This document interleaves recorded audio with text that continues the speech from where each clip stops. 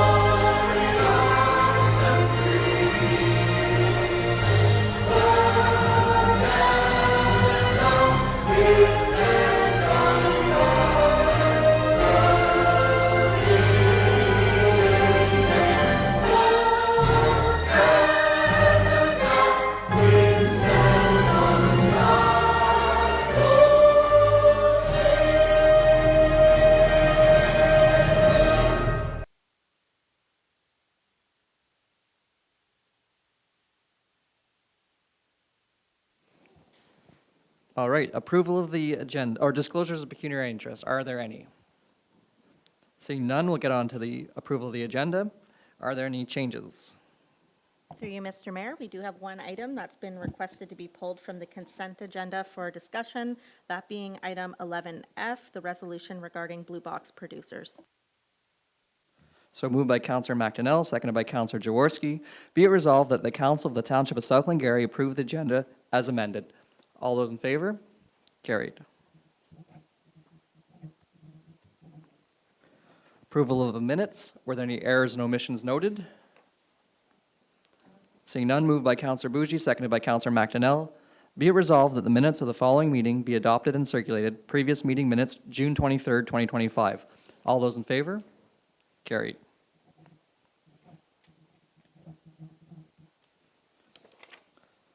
So we'll get into our public meeting, zoning bylaw 07-2025, 2272234, Ontario Inc. Can we start, Ms. Haley?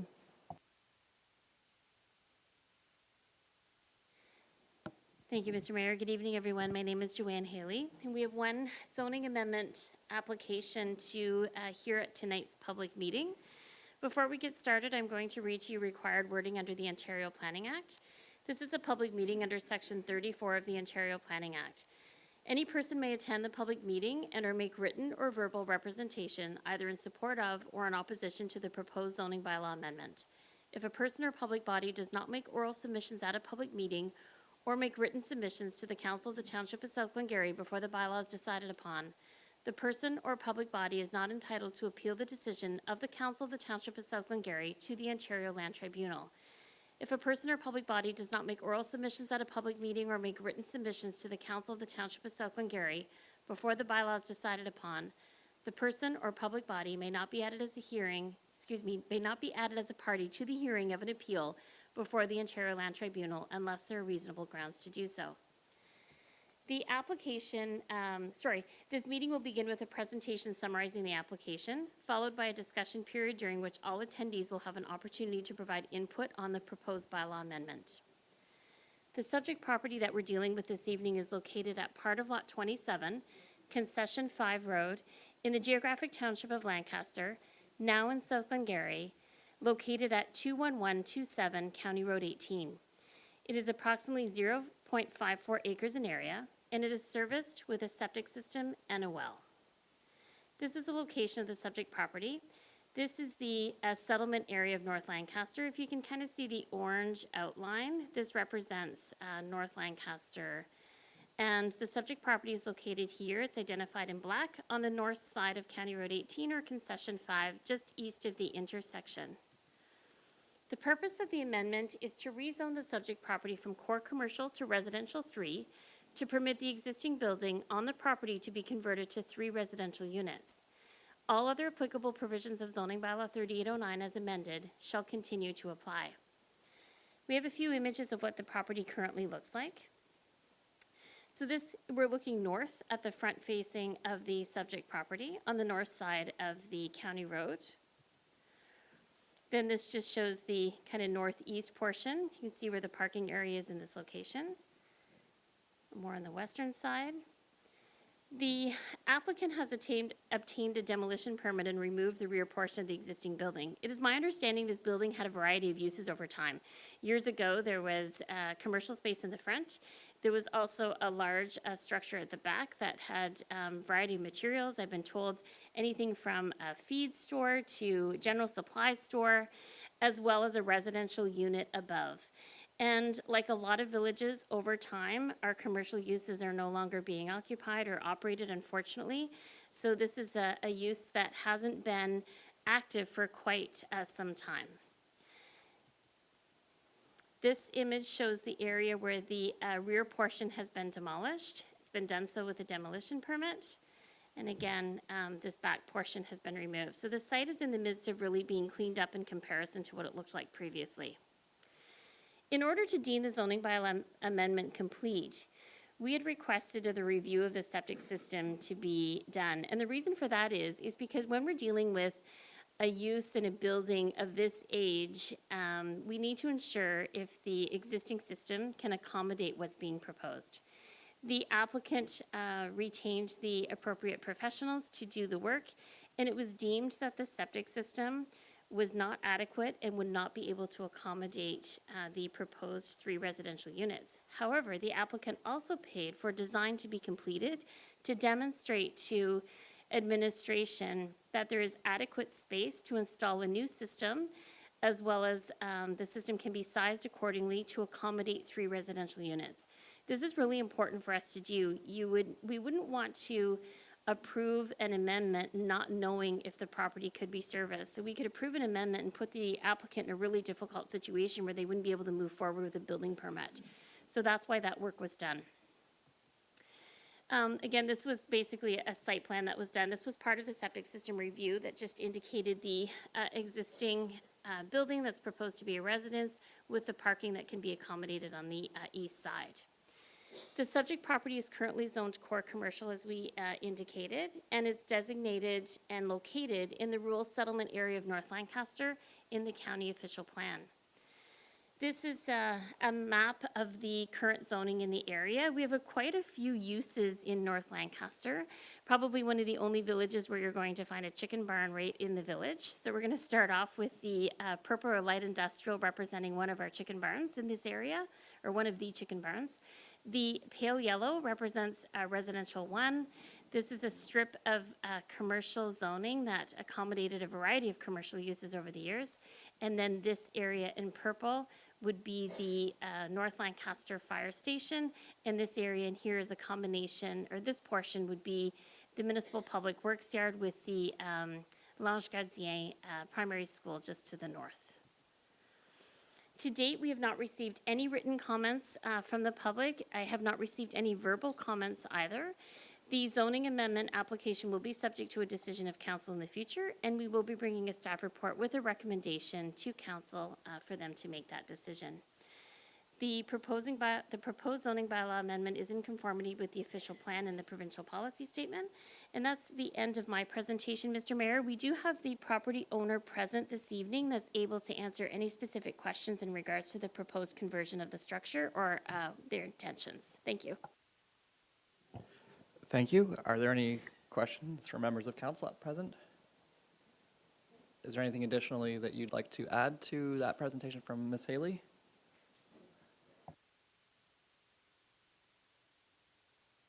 Okay, no, you're okay.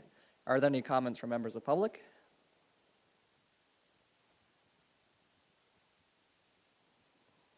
Okay. Well, then that's it. So no decision will be taken at present, and future staff report will come back to us with recommendations. So thank you very much for your time.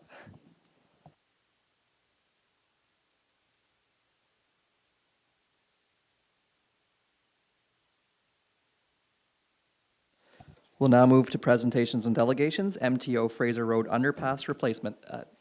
WSP.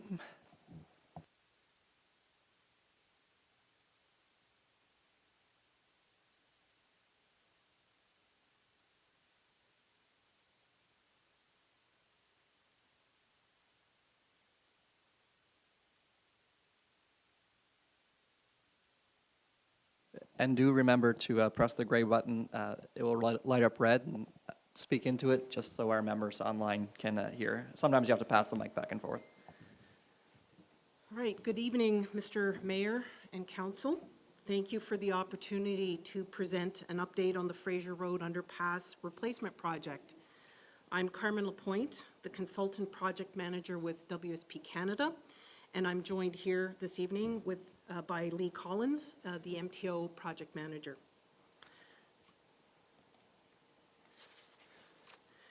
We will walk you through the project's background, the design, and the next steps, and we welcome your questions at the end of the presentation. Project overview. The Fraser Road Underpass, located approximately 4.2 kilometers west of Lancaster, is identified as Site 31X-230 as per the MTO Bridge Inventory, and is located, as you know, in the township of South Glengarry and the United Counties of Stormont, Dundas, and Glengarry. The project is classified as a Group B under the MTO Class Environmental Assessment. And the purpose of this project is to replace the aging structure, improve the vertical clearance, and accommodate future improvements of Highway 401 to 6 lanes. Why replace the structure?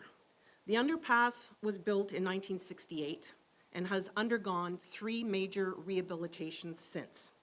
While the structure is in fair condition, it is functionally deficient.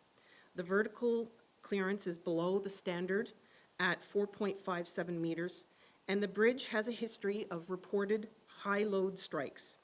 It also doesn't meet the current seismic and/or bridge design standards for the MTO.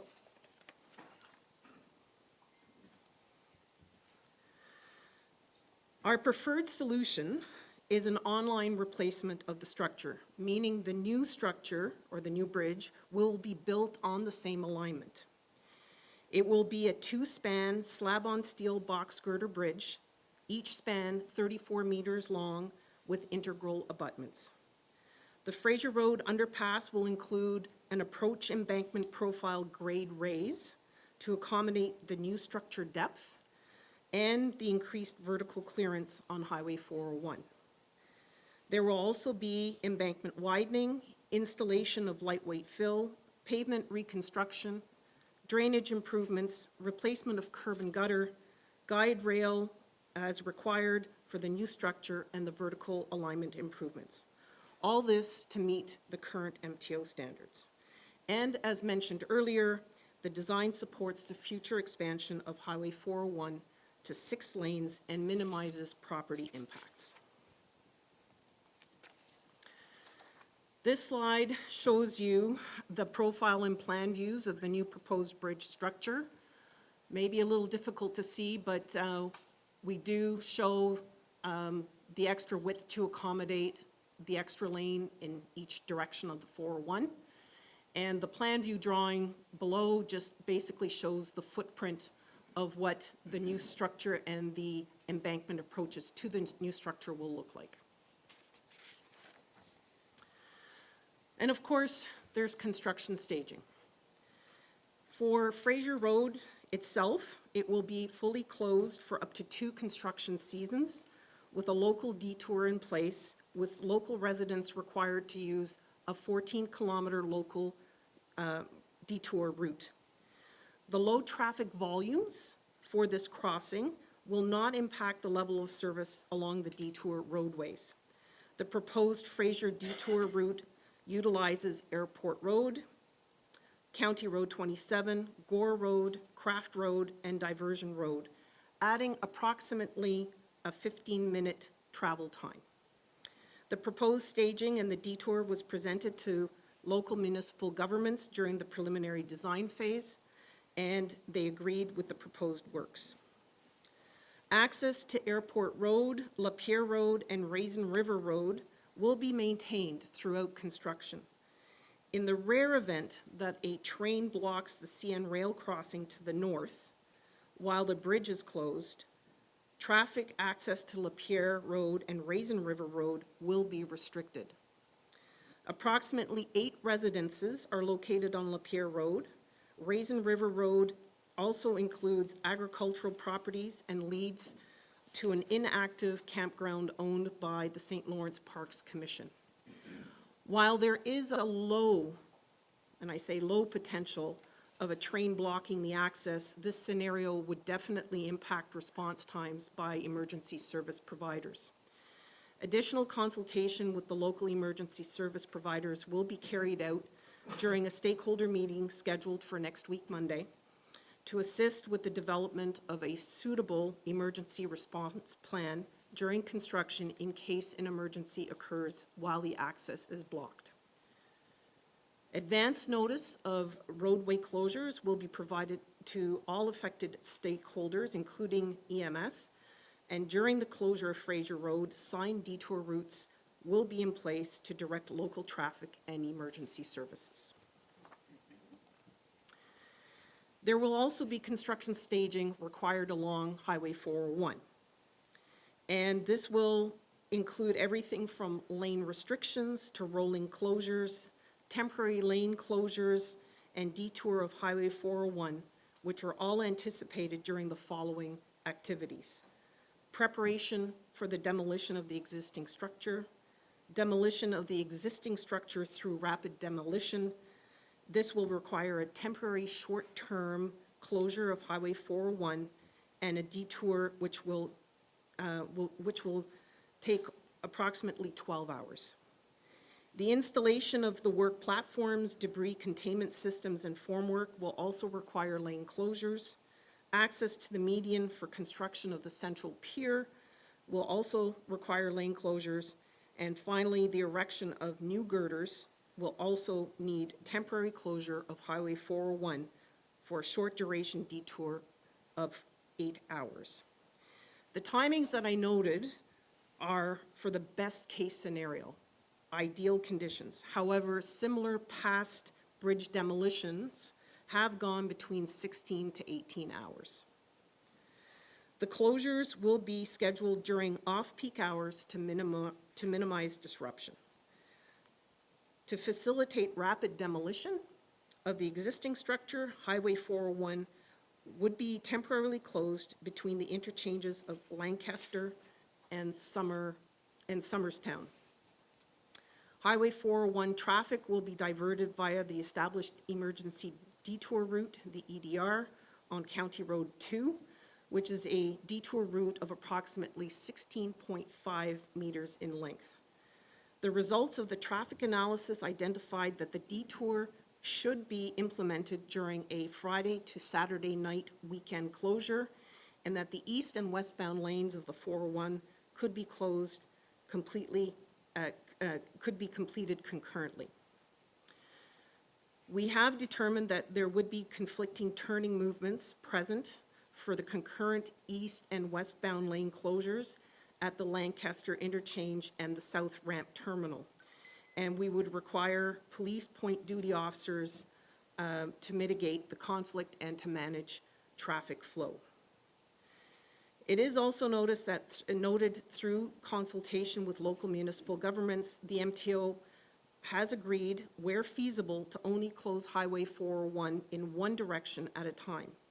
It is therefore recommended that further discussions be held with local governments to confirm MTO's desired closure schedule during the detailed design once the construction timing is confirmed.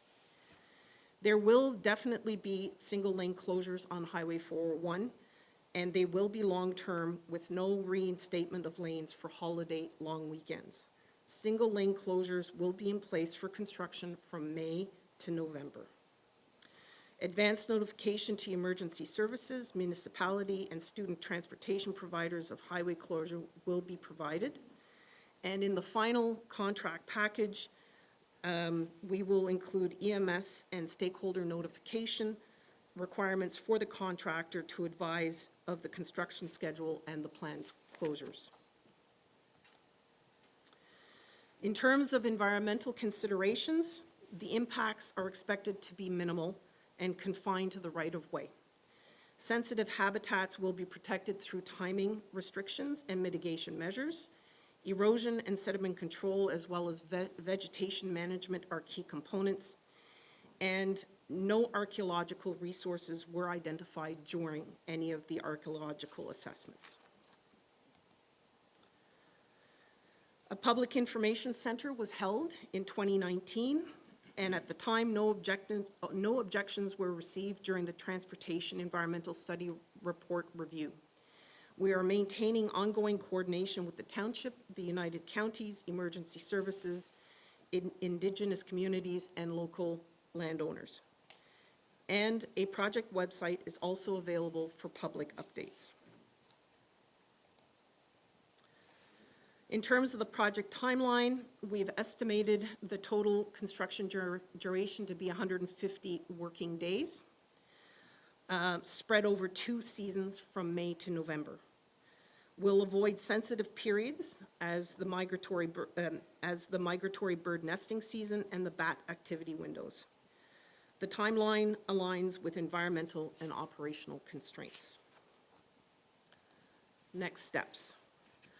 We are seeking council resolution on 2 items.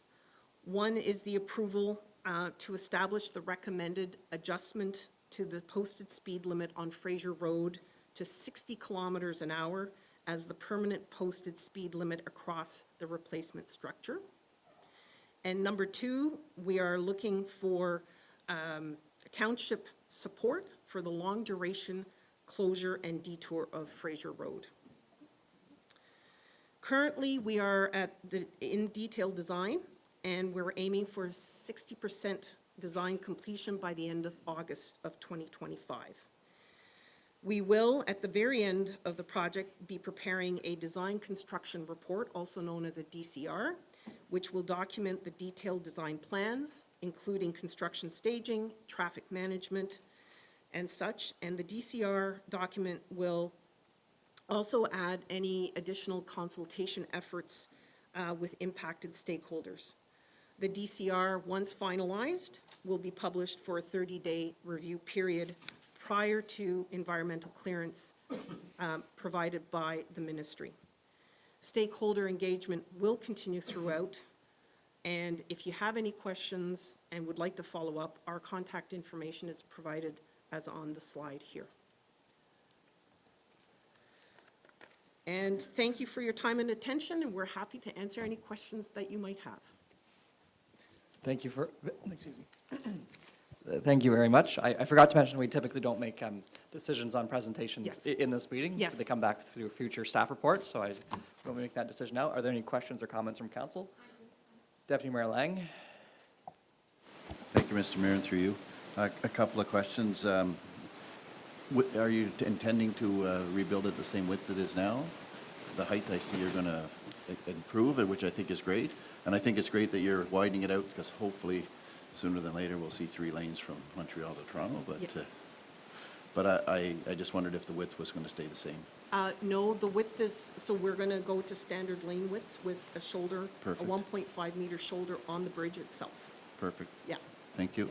Another question I had was, you'd mentioned repaving. Yes. Are you intending to repave everything that was originally paved back in whatever year it was?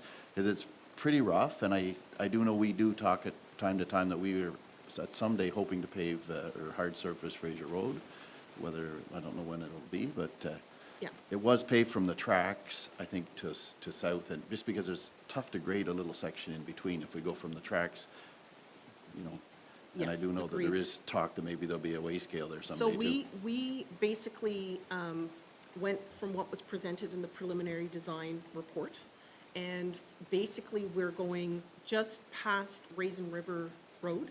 So we start a paving there and we tie into existing pavement there. We go all the way onto the south side and we tie in just after Airport Road. So just past the Raisin River Road, which I assume is where the campground used to be. Correct. So would it go to the tracks? Be pretty close? It's not going directly to the tracks. It would be nice if it went to the tracks simply because it's going to be very awkward to have a little 50 or 100-foot piece of gravel Okay. to have to deal with. And then the overpass could be, you know, tied all in with the rest of the road. We'll take that down as a note, yeah. All right, thank you. Next, Mr. Mayor, if you allow me, my third one, 2 seasons, am I to take that, that's about a year and a half? It's not summer and fall, is it? Or is it 2 construction seasons, which means all of one summer and all of the next summer? Ideally, it's 150 days. Each construction season in this area of Eastern Ontario is about 110 days. And that's with usually a float, a 5-day float for bad weather and. So it's what not going to have get done in a year? you. It's not going to get done in a year. Going to be 2, start say in spring of one year, and it'll likely be close to fall of the next year? Likely start in the fall. We are restricted by a bat active window. Maybe there's and no that- bats on the bridge. We do have, in and around, they have detected bats of, that are of special nature that we need to make sure Okay. are well taken care of. And so the bat non-active period starts the beginning of October. So the intent would we would do our rapid demolition of the bridge from October till end of November. Hopefully, the weather's good, we could go into December as well, but we would flatten the bridge during that period. Winter shutdown, and then in the spring, we would start with the rest of the And construction. when would you hope it would finish? It would be the November of the following year. So a 1-year closure, basically. 1 year and a couple of months. Yeah, about that, yes. Okay. Yes, Thank you. you're welcome, thank you. Counselor Jaworski? Thank you. Through you, Mayor McDonald. Thank you very much for your presentations. I was hoping you could speak a bit more, with respect to the closure of Fraser Road. It sounds very extensive and the impacts are not very small. They're fairly large for those who are impacted. I was wondering if you could speak to a bit about why the closures need to be so extensive. I'm not familiar with the details on exactly how this project is going to unroll, but like when we had a major replacement in like through the center of Lancaster and that overpass, like it didn't require this kind of extensive closure. So I was just hoping you could speak a bit to those details so that we can better understand why it has to be done this way. Well, I mean, the closure, the extensive closure is to facilitate the building along the same alignment of the bridge, right? So we knock down the existing structure, and it's everything from having to first start with the building of your center pier, which is in the median of Highway 401. And then once that's ready, then you start building up your abutments. And then there's the girder erection. And because now we have a slab on girder, this is a concrete slab that needs to be poured onto the girders. Needs to cure, it needs to be able to take the additional weight. So there is a process and there's, a period of having to wait for concrete to cure. And it's not only the slabs, but it's the barrier walls as such. So there's a lot of concrete going into the structure that basically does dictate the critical path. So just so I understand, like, I guess the Lancaster one, they were able to do it beside the existing structure. And I guess in this case, you cannot do that. No, and that's just it, is if you can use the existing structure to keep traffic going and flowing while you build a new bridge beside it, that's ideal. But in this case, the decision was made to build it on the same alignment. So you wouldn't have a dip in the road, right? It's just going to be a straight. And less property impacts. And it less property impacts as well. Sorry. Any other questions from around the council table? Okay. One thing, and if I may, and I'm not a traffic engineer by any means, is if you're worried about everybody going down and around there, I guess you can think like 34 and around 18, or through Williamstown, because those are all county roads too. So just a few thoughts, because if you're worried about everybody going the same way in congestion, there are county road alternatives that are north of there. I mean, that might not be that 16 kilometers, 15 minutes you said. Yeah. But if you're worried about traffic that much, there are going through Williamstown or up and around and through St. Raffles. But you may have already thought about that. Well, the traffic analysis, again, when the traffic engineers look at it, they look at the most, the shortest possible detour that they can implement without having the greatest impact on the existing traffic. So this was what was developed by the traffic engineers at the time. Oh, great. All right. Thank you very much for your presentation. I'm not seeing any questions further from council. Okay. Okay, Well, thank you very much. Oh, sorry, Lee just reminded me. It was, I had asked my contact at the township whether it would be beneficial to present this same presentation to the county, to the United Counties.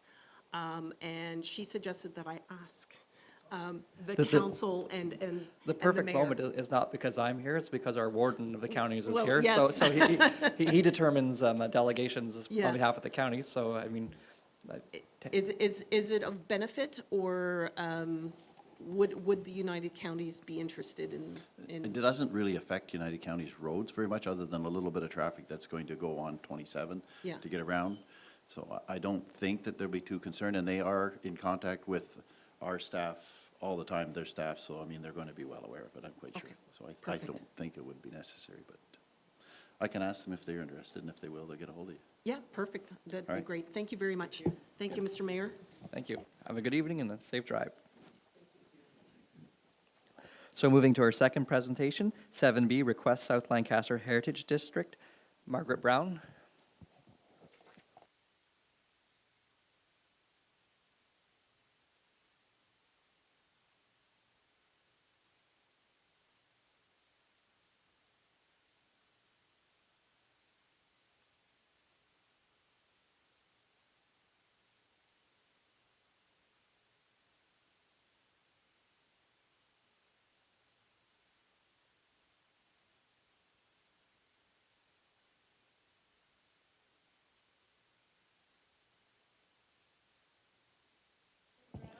If you don't mind, sorry, we do have to use the microphone, just because online. If you'd prefer to stand, you could use the podium to speak into if it makes it easier for you to read your notes.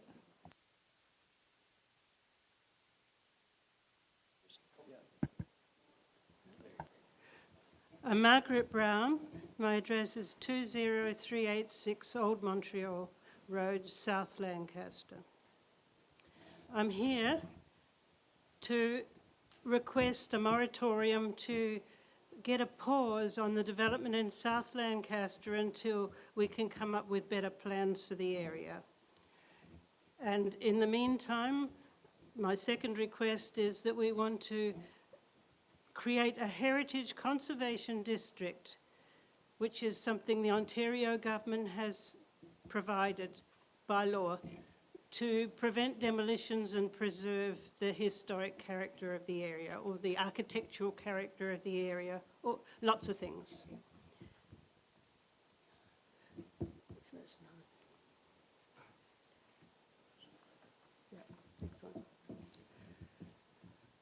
This is the building that was destroyed, the Mossop Marchand Inn, where the new development is proposed at the corner of King Street and Old Montreal Road.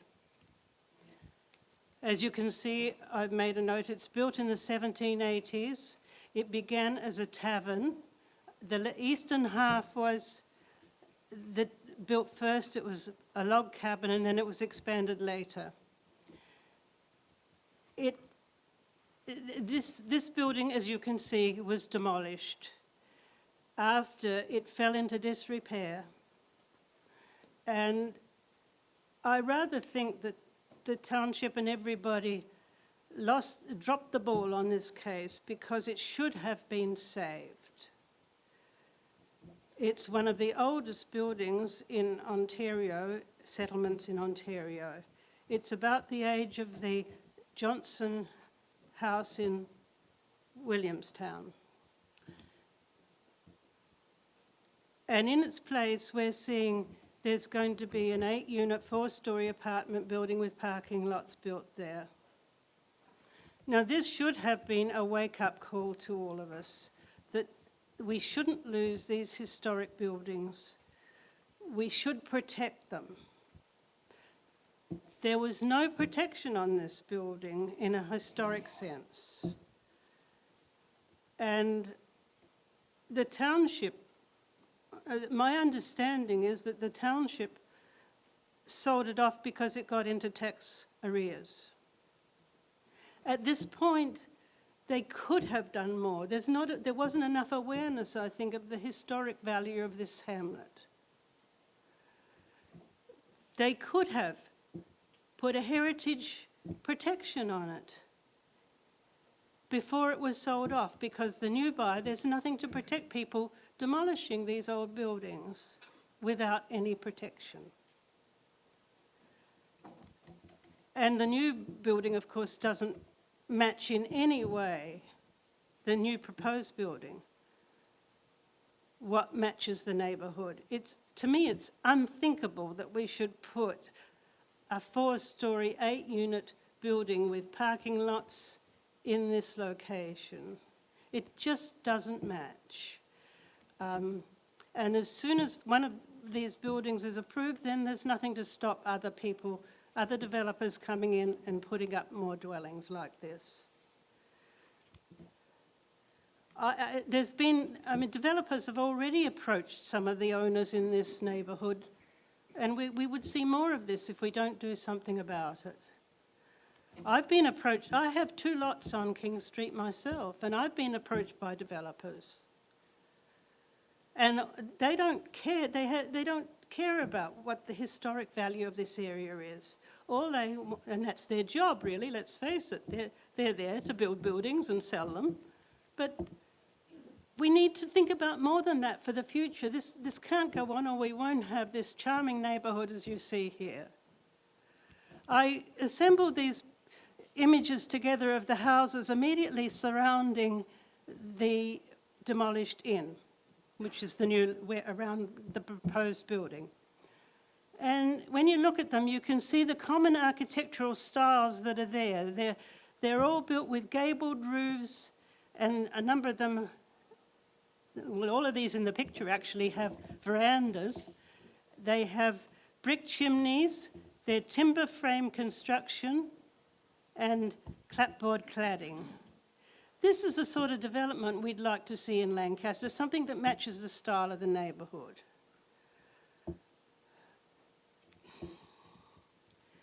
And so I found this just to reminisce a little bit about the historical importance of this neighbourhood. It was a trade route between the St. Lawrence River and the Raisin River to the settlements in Williamstown and Martintown. And the canoes would take the trade up and down the river, of course, and this was a stopping off point from the river, the interchange point. We still see many of the original descendants living in the area, and they all have stories about the place. We want to keep this culture, we want to keep this character of the neighbourhood. We have lots of local events, that we've got people willing to work on these projects. We've done it in the past. We protected the wharf when it was falling into disrepair a number of years ago. Why would we want to change the zoning requirements to any further? There's plenty of buildings that could be put up that would fit the neighbourhood much better than this one. And so I want to propose that we stop all development. This is the area, I took this from the small booklet which is called South Lancaster Walking Tour. It describes all the important historic buildings in the neighbourhood. And I highlighted with yellow the buildings mentioned there.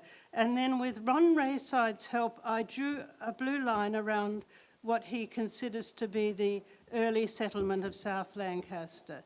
So this is the area that we're talking about here. We don't want hasty decisions, because once you've allowed this sort of thing to happen, you can't put buildings back. They're gone forever. I have one myself that I worry about all the time. I own the corner of Calvin and King Streets. Sorry, Calvin and Old Montreal Road. I bought it 25 years ago, and I invested a lot of money in restoring it because I simply love this area. My weaving and pottery studios are there, and I'm probably very typical a lot of the neighbours in the hamlet. The building itself, mine in particular, has 30-foot hand-hewn beams crossing from one side to the other. It's a mortise and tenon construction. It's all held together with pegs. You can see the Roman numerals. It was a barn construction. They must have had a barn raising for it, because it's a big open space, or it was until they put bedrooms in there. And in the middle of it, there's a massive stone chimney that has 4 fireplaces in it, 2 downstairs, 2 upstairs. And in addition to that, there's a bread oven on the side of the downstairs area. It's a building worth saving, but what's going to happen when I'm not there anymore to protect it? We don't put heritage designations on properties ourselves, because we could, but it would have restricted what I could do with the property. I wouldn't be able to afford to do all the requirements there are rules about if you get designations on properties. So we do the best we can, of course, and that helps. But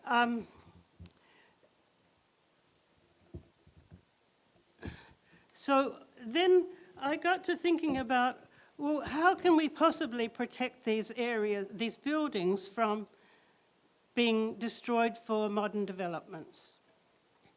And I searched around the internet, and then it came to me finally that we can designate areas for historic protection. It's there, and the government provides it. It's been done in lots of areas, and we can do it too. It can be just a few buildings, or it can be a larger area. For example, the North and South Rosedale areas in Toronto comprise 1,800 buildings that are protected. If we could get this kind of designation, and it will take professional studies, and we can get funding, we will contribute to that. We can get government funding, business funding, private individuals all can contribute to this, to define what sorts of regulations. Can we just go back a second? Yeah. What sort of rules and things we can impose on the area to protect the existing buildings. It doesn't stop people from developing the area, as long as they can conform to the character of the neighbourhood. We can set the shapes of the buildings, the gabled fronts of the buildings, the materials that are used, the roof lines, the building heights. It's a very powerful tool to be able to control an environment and keep, in this case, the heritage value of the area. We can still, and by the way, it doesn't only cover the historic, very old buildings. What I'm proposing, and it can, is that it protects the entire area from development. All development would have to fit the new rules, but it will preserve the small summer cottages, the smaller buildings. It's not just the prominent buildings that we're talking about, it's the whole area. It's the whole atmosphere of the whole settlement that we want to protect, and it's a great neighbourhood to live in. People know each other. There's a lot of community cooperation with everybody. It's a cultural thing as well as just a building thing, and it's a historical thing, because we're lucky, because not only do we have these buildings to protect, but we have this rich history. The settlers first came to the wharves at South Lancaster, interchanged to canoes to carry their wares up the Raisin River to Martintown, I'm forgetting. Who? Williamstown, yes. And so South Lancaster was the gateway to these towns. And I've lost my thoughts. Yes. So, yes. What we're talking about is this whole, if we can get a historic designation, it's not on this whole area. It's not just the historic grand houses. We're talking about protecting the whole mosaic of the neighbourhood, whether it's summer cottages, whether it's smaller homes, even some of the newer ones. There's a rich mix of housing there, and it has its own culture too.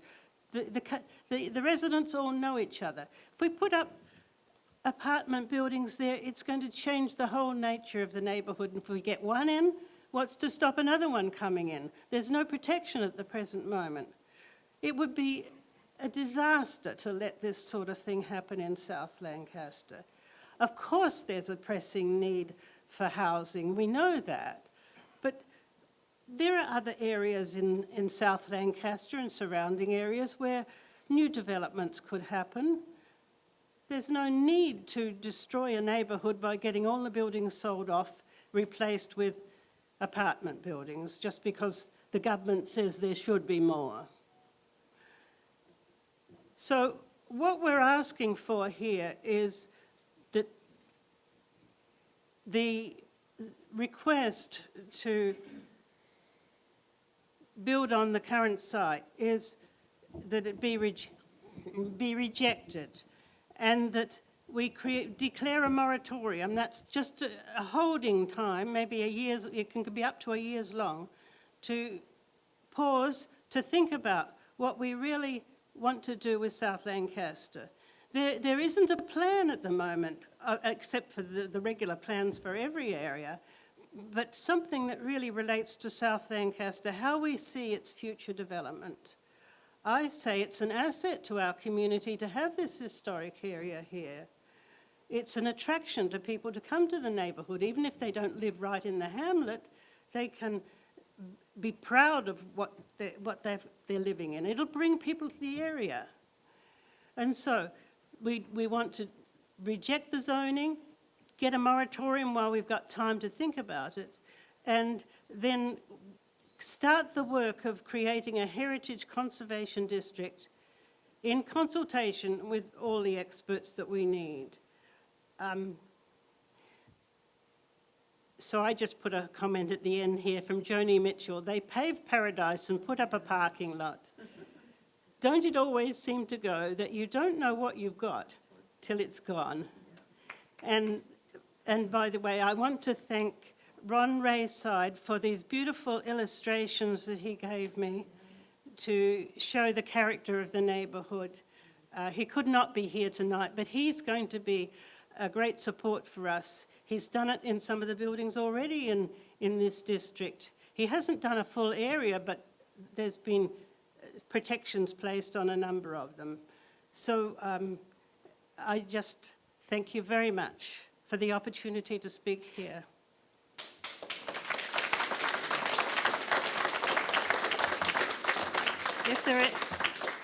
If there are any questions, I'm happy to try to answer them. Great, thank you for your presentation. As I said to the previous one, we don't make decisions tonight, but I imagine this presentation comes timely because in the next meeting or the next meeting, we'll probably have a discussion about this particular development. So that will come up, and it is good to have this information in advance and have the community's thoughts. Are there any questions from around the table for this particular presentation at present time? Councillor Jaworski. Thank you. Through you, Mayor McDonald.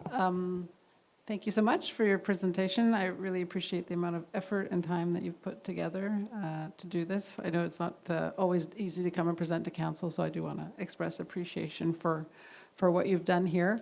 My question, though, actually is for, I think it's for Ms. Haley, who might be able to answer the question, just in terms of what would have heritage protections in South Glengarry today? If you could speak to that, please. Yeah, Heritage might be either the clerk or planning. Yeah, thank you, Mr. Mayor, and through you. I will admit, I was not able to complete a comprehensive review yet, but based on what I was able to review so far, and that being the bylaws of the Township of South Glengarry and not the previous townships, there is one property in South Lancaster that has a bylaw designating it as a heritage property, that being Mr. Rayside's property. Otherwise, from the records I've reviewed to date, I do not see any other properties in South Lancaster that have a bylaw designating them as a heritage property. And in my review of the Ontario Heritage Trust database, there is only, again, the one property in South Lancaster that is recorded as being heritage designated. So I think Ms. Brown does have the South Lancaster Walking Tour booklet, which points out a lot of properties that have been identified as having historical attributes, I'll say. However, they are not, it's important to distinguish that they are not all designated as heritage properties through the proper legislative process. So that would be more of an interest piece, I think, and not discrediting the value of those properties at all. But in terms of legislated designations, I've only identified the one property as of present. Thank you. Any further comments? And it might be, because you just brought this forward, so it might be a little unfair of me, and that's why we come back with staff reports, just to give people time to look through the legislation. Designated areas for historic protection, is that something we have I should say we have probably knowledge of it, but is there anything staff has, I guess we haven't directed staff to look at it, so that's an unfair question. So that might be something we can look into. Sorry, I'm kind of talked myself out of a question. It's unfair to ask somebody a question on the spot like that, so I won't do that. I do appreciate your ode to the history, because I've always thought, Lancaster Township so beautifully designed with their, first concession, second concession, and you go to Schlottenberg, and there you have like the front south side of Raisin River, north side. So the Raisin River is, and that is the gateway to that property. So I do appreciate you highlighting that portion, because it is, it's a big part of who we are. We say Ontario started here, or where Ontario began. So I think you to echo Councillor Jaworski, well presented, and we appreciate your time and everybody for their support of you as well. So with that, we will move on to our agenda. So thank you for your time.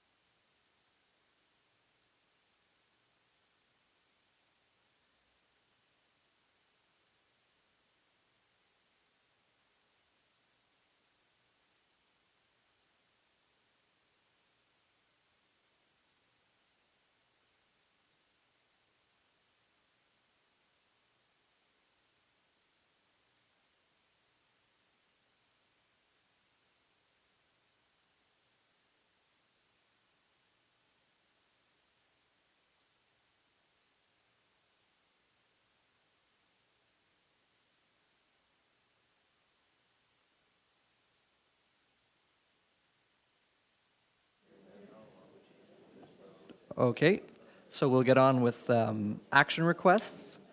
8A, award RFP 2025-12, supply and delivery of a one-ton truck. Mr. McIntosh. Moved by Councillor McDonnell, seconded by Deputy Mayor Lang. Be it resolved that staff report 2025-75 be received and that the Council of the Township of South Glengarry award RFP 2025-12 for the supply and delivery of a one-ton gas truck to Miller Hughes Ford Sales Limited in accordance with their submission of $94,979 plus HST dated July 4th, 2025, and furthermore that the General Manager of Infrastructure Services be authorized to sign all relevant documents. Mr. McIntosh. Thank you and good evening. So through you, Mr. Mayor,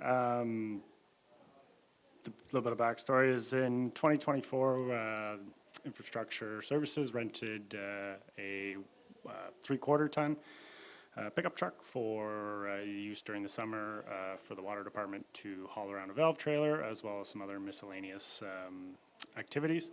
That roughly cost about $10,000 for the 6-month term. The roads division currently operates only 2 one-ton trucks, one brand new last year and another very old single axle 1-ton. So through our committee of the whole on March 24th, administration and through budget time, we had presented the idea of purchasing a new 1-ton for the roads and water division, split 50-50. In the winter, it would be at the roads department, and in the summer, it would be with the water department. During that following that administration issued the RFP 2025-12 to the supply and delivery of 1-ton at close on July 7th. We received 2 submissions for that RFP, one from Miller Hughes Ford and one from Roy Chevrolet. Both these submissions met the minimum technical standards that we had asked for, but with Miller Hughes being the low bid, giving them more points through the RFP process than Roy's. And some of the worthwhile notes is they are offering a 4x4 pickup truck versus the minimum 2-wheel drive, rear-wheel drive truck we had asked for a minimum. And their delivery time is a little shorter as well, so we get it about a month earlier. Administration recommends awarding to Miller Hughes Ford. And is there any other questions? Are there questions from members of council? All right. I will again appreciate this particular slide, how we have future operating and future replacement costs, because those, like for any new things, that will hit the budget. And I do appreciate administration doing that. And also at the county level, I think the roads department has also taken this up. So always a fan of seeing total costs. All those in favor of the motion is read. Carried. Moving to 8B, Williamstown Fair, 2025 requested items. It's Ms. Harbers. Moved by Councillor Jaworski, seconded by Councillor Bougie. Be it resolved that Staff Report 2025-76 be received and that the Council of the Township of South Glengarry approve the request submitted by the St. Lawrence Valley Agricultural Society in support of the 2025 Williamstown Fair. Ms. Harbers. Thank you, and through you, Mr. Mayor. This report is for the items that the fair is requesting. The Fair Board is requesting for the upcoming 2025 fair. You'll see in the report that there was also additional resources required from the infrastructure department for the rodeo. So that is mentioned in the report as well. And you will also see in the letter of request that the Fair Board would have liked to use the peanut line during the rodeo as well, which took place prior to this coming to council. However, it's our understanding that permission was still, or the fair had still used the space given previous practice of allowing the Agricultural Society to use it for the fair on an annual basis. So unless council has any questions, we are looking to have this approved tonight. Thank you. All right. Councillor Jaworski. Thank you, through you, Mayor McDonald. Thank you very much for bringing this forward. Obviously, the fair is an integral part of like the culture here in South Glengarry, and it's a fantastic event. One thing I would just like to highlight, and maybe one day we could put in practice that, like when we're doing in-kind things specific to waste, we talk a lot about waste, and we're restricting what our residents or what contractors can take to the landfill. I'd just like to personally advocate for, I think it would be a good thing, just like how for grants and donations, we're hoping that folks come with us with like a project plan, that the same thing when it comes to asking for waiving tipping fees, that they could come with a plan on how they are reducing their waste footprint to minimize how much we are waiving in terms of landfill tipping. So just wanted to put in that comment. Thank you. Councillor McDonnell. Through you, Mr. Mayor, thanks for bringing this to our attention, Ms. Harbers, and I don't think there was any issues in them using the peanut line that evening either, and I'm glad it was a good success. Just to Councillor Jaworski's point, just notably that one member of the St. Lawrence Ag Society reached out to me this past week looking for a contact at HGC, and I believe they are working on something that would keep you happy in that sense. All right. Any other questions? Okay. All those in favor of the motion as read? Carried. Moving to 8C, Karen Interpretation, Site Options, Receive Final Report. This is Ms. Harbers. Moved by Deputy Mayor Lang, seconded by Councillor Bougie. Be it resolved that Staff Report 2025-77 be received, and that the Council of the Township of South Glengarry receive and accept the consultation report for the Cairn Island National Historic Site. Ms. Harbers. Thank you, and through you, Mr. Mayor. Council may recall that Yvonne's provided a presentation at the June 9th council meeting regarding the Karen Interpretation Site project. And so we are just looking to we have received their final report, and it was attached to this report, so we are just looking to have this saved and accepted for our files moving forward in the event that we were to move forward with this project. You'll see too in the report just discussing next steps, given that the funding that was provided by Parks Canada encompassed the consultation portion of this project. Moving forward, we will be working with the project team to discuss next steps for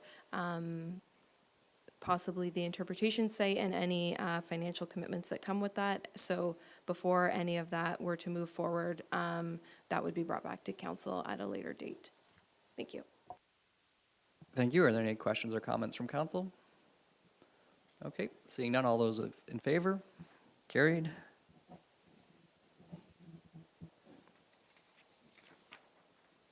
Moving to insurance renewal 2025-2026 term.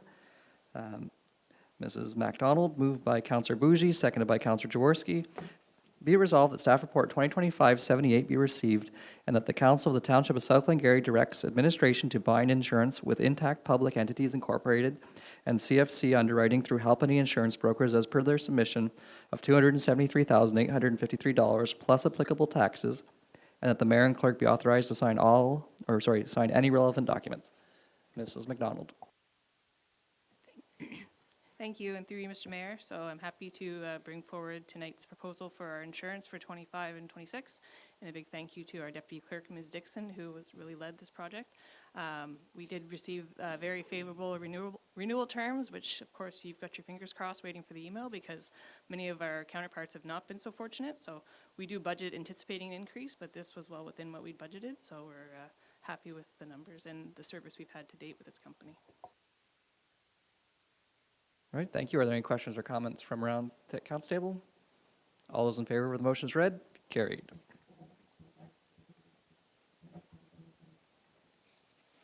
Moving to bylaws, zoning bylaw 05-2025, Laporte zoning bylaw amendment. Ms. Haley, moved by Deputy Mayor Lang, seconded by Councillor Bougie.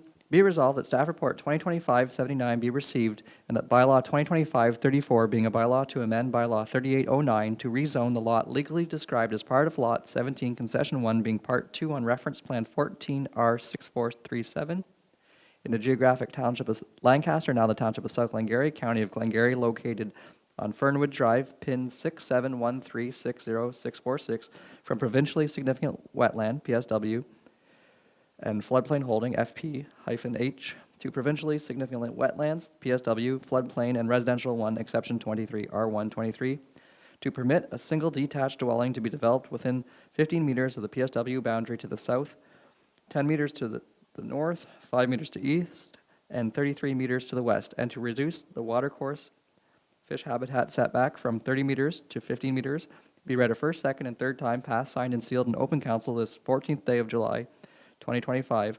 The Council of the Township of South Glengarry confirms that there were no comments from the public received, and therefore there were no effects on the decision. Mrs. Haley. Thank you, Mr. Mayor. As you indicated, this property is located on Fernwood Drive. I'm not going to reread that legal description. So the subject property is approximately 1.82 meters, or excuse me, acres in size, and is located on the south side of Fernwood Drive along the St. Lawrence River. On April 8th of 2025, the township accepted the zoning bylaw amendment application, and we deemed it complete on May 27th, as there was some review work that was required to look at the environmental impact study that was completed to make sure we could support this application moving forward. And as you mentioned, the goal of the zoning amendment is to rezone the subject property from provincially significant wetland and floodplain holding to provincially significant wetland, residential 1, exception 23, to establish a building envelope to permit a residential single detached dwelling, as well as some floodplain. And that would result in some reductions to both the provincially significant wetland boundaries as well as the water course. Instead of reviewing the provincial framework with you, I want to review what processes were required to get us to this stage of today, because this is an application that we don't see on a regular basis. So prior to the zoning amendment application being applied for, the property owner retained the services of an environmental consulting firm to conduct a wetland evaluation and an environmental impact study. This project started possibly the end of 2023 and into 2024. So the applicant's been working with consultants for quite some time before they were able to file an amendment. The wetland evaluation was completed and it was submitted to the Ministry of Natural Resources and Forestry. We all know that as MNRF. And the evaluation deemed a portion of the subject property as well as a portion of the abutting property to the west to be no longer part of the provincially significant wetland. This allowed them to move forward to the next stage of the development. In completing the environmental impact study, they also look at the existing flora and fauna in the subject area and the fish habitat to determine if development is proposed, how would it negatively impact those features. Once that was completed and it was determined that there was an ability to establish a building envelope, they still had to deal with the issue of the property being located in a floodplain. The applicant worked with the Raisin Region Conservation Authority to obtain a fill permit through the Conservation Authority Act, and this allowed them to do site alteration on the subject property to establish a building envelope while still working within the recommendations of the environmental impact study. So in order for us to deem the application complete, we then retained the services of an environmental consulting firm on behalf of the township at the expense of the owner to then review the environmental impact study to make sure that there were no concerns with the completion of the study and the recommendations within the study. And again, that took several weeks to occur. So that, with all of that work being done in advance of the zoning amendment being applied for, that allowed us to deem the application and move forward and be complete. We have to be really careful when we're dealing with properties located within a provincially significant wetland as well as floodplain to ensure that we're looking at all of the provincial policies that are required to make sure that we're protecting lands that need to be protected, but also making sure that any proposed development can be completed, and if there's mitigation measures that are required. In the staff report, we go through sections of the provincial planning statement as well as the official plan where this development adheres to. And you may recall on June 23rd, we did hold a public meeting, and there were no members of public in attendance at the public meeting regarding this proposed amendment. We also circulated the proposed amendment to the Raisin Region Conservation Authority, known as the RCA, and the RCA does not object to the zoning bylaw amendment as presented. As I mentioned, they had already gone through approval processes with the CA to obtain the fill permits, and they are asking that if the applicant moves forward with any development applications, that they do obtain the applicable permits with the Conservation Authority. The proposed bylaw amendment is being recommended to be approved. And the reason for that is the applicant has done absolutely everything necessary to meet the provincial planning policies as well as our official plan policies to demonstrate that development can occur while still protecting any environmental significant species that were identified. In working with the applicant, we did ask if the applicant would be willing to enter into a development agreement. The reason why we're recommending that a development agreement be established is because there are recommendations in the environmental impact study that speak to requirements for landscape planting, and that would then further enhance and protect the environmental significant species, flora and fauna in that area, as well as the requirement of a berm. So we're going to continue working with the applicant and make sure that we're putting the appropriate measures in place prior to any development occurring. So if council approves this application this evening, then the zoning bylaw amendment will be approved, and it would allow us to move to the next step of the development agreement, and then eventually to a building permit application if the applicant chooses to apply for a building permit. So if there's any questions, Mr. Mayor, please let me know. Are there any questions from members of council? Deputy Mayor Lang? Thank you, Mr. Mayor, and through you. Yeah, I'm definitely in support of this. I know the property reasonably well, and I don't see any reason we can't move forward some development there. Just a question on, and maybe I missed it when I read through most of it, but where are we looking to have them put up a berm? So thank you for that question through you, Mr. Mayor. So based on the environmental impact study, if I sorry, I was thinking I was in a public meeting here. If you can refer to figure 2 of the staff report, if you happen to see that on your screen, you're going to see an area that's proposed between, basically to protect the provincially significant wetland piece that's located on the northeast portion of the property.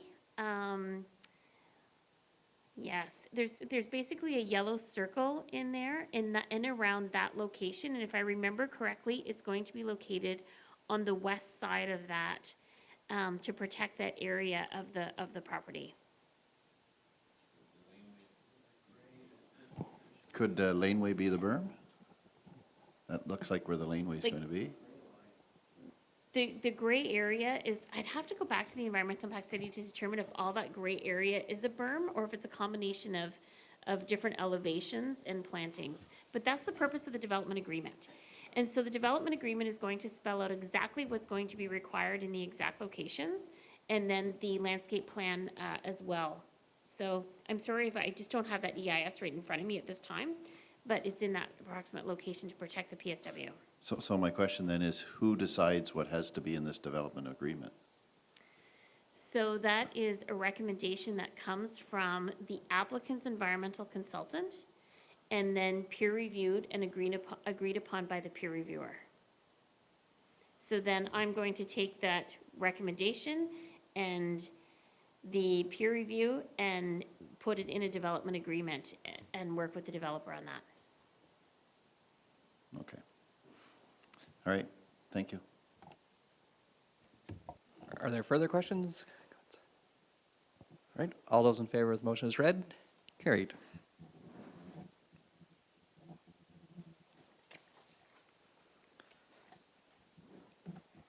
Bylaw 9B, appointment of Deputy Fire Chief.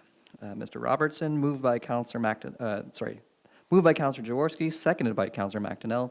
Be resolved that staff report 2025-80 be received, and that bylaw 2025-35, being a bylaw to appoint a deputy fire chief for the Township of South Glengarry, be read a first, second, and third time, passed, signed, and sealed in open council this 14th day of July 2025. Mr. Robertson. Good evening, Council. One of the requirements of the Fire Prevention and Protection Act is that the role of the fire chief be appointed by bylaw. As the deputy chief may act in the role of the fire chief at any given time, we thus appoint the deputy chief also by bylaw.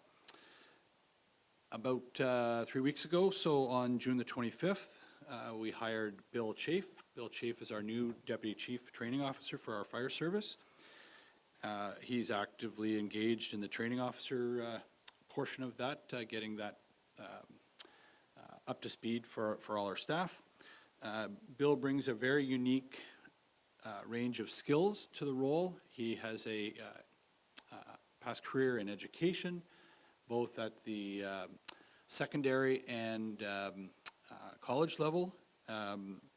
He has a history in the fire service, and he also brings significant skills in leadership and communications. So we're really excited to have Deputy Fire Chief Chafe with us and moving forward. Our staff are sharing that message, and so basically this is just a bylaw to appoint him into the role, but I just wanted to share some of the benefits of our newest hire. So thank you. Thank you, and I do hope in the community, I think a few people might say Chafee first, just based on the notoriety of that family and their commitment, their hockey work, but we'll welcome him. If we can get a round of applause for him, even though he's absent. The applause because South Glengarry is such a great place to work. All those in favor of the motion is read. Carried. Work, play, and live. I believe our signs say rest too.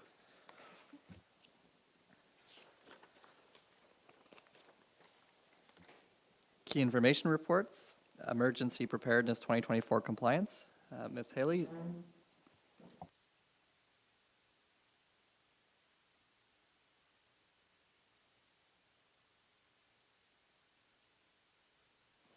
Thank you, Mr. Mayor. As you can see in the report, we have a variety of requirements that we have to complete on an annual basis to meet the Emergency Management of Ontario, or the legislation to ensure that we're ready for emergencies. I provided the list of all the steps that we're required to complete annually, and you'll see in the letter that we received from the minister's office, it informs the mayor and council that we have met all of those requirements.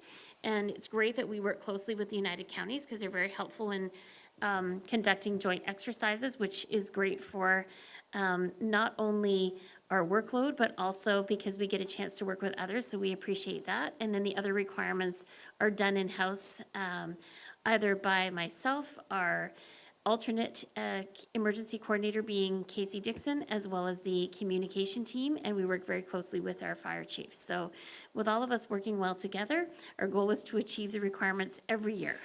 Thank you. Well, thank you. I don't think there's anything further than just the update at this point, but I do appreciate that the counties are, I know that there was a pregnancy used to pull the weight for most of the townships, so I thank you for that, and I'm glad that counties are able to help out a little bit more than they were before with the position they added, so that, thank you very much. So the consent agenda, an item was pulled, 11F, resolution, Blue Box Producers, Municipality of Tweed. I'm not quite sure who pulled it. Deputy Mayor Lang. Thank you, Mr. Mayor, and through you. I pulled it simply because something that we've talked about quite a few times, just the fact that the province has decided that the producers are going to look after the recycling instead of us. But in doing so, they seem to forget about commercial, institutional, and so forth. You know, like it just seems kind of sad that we're going backwards a little bit, and we're not having some of this recycling looked after, or trying to get them to do it privately, I guess, is maybe what their thought is. So this resolution just speaking to the fact that they would like to see the province amend the regulation so that the producers are responsible for all the recycling that needs to go in. And I just wanted to support it, so if everybody else is in favor, maybe staff could bring something back to. Okay, if we could please have a support resolution at our next meeting or the one following. Thank you for bringing that to our attention. We have boards and committee updates, but I don't think we have had any meetings, so we'll just move on from that unless I'm wrong. Consent agenda?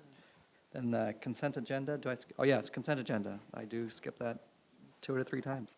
Okay, so now that we've taken Blue Box Producers out, consent agenda, moved by Councillor Bougie, seconded by Councillor McDonnell. Be it resolved, the council accepts the items listed on the consent agenda. All those in favor? Carried. Don't need to rehash, no committee updates. So we'll be moving into closed session. Moved by Councillor McDonnell, seconded by Councillor Bougie. Be it resolved that council convene to closed session at 8 p.m. to discuss the following items under Section 239(2) of the Municipal Act SO 2001. 2, a meeting or part of a meeting may be closed to the public if a subject matter being considered is B, personal information about an identifiable individual and potential acquisition or disposition of land, specifically agreements relating to municipal property interests. All those in favor of the motion as read? Carried. We will go into closed session.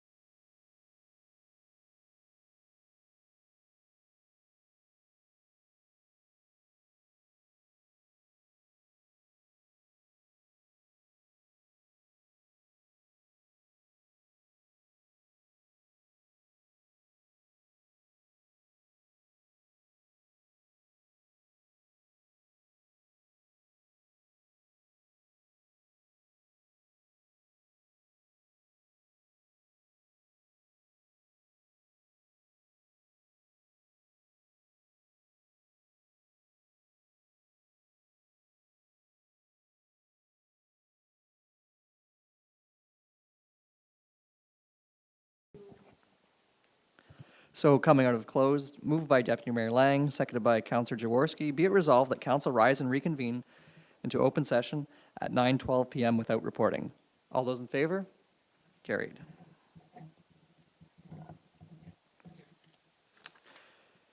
Closed session again, moved by Councillor Jaworski, seconded by Councillor Bougie. Be it resolved that administration be directed to carry out all actions as specified in the closed session minutes. All those in favor? Carried.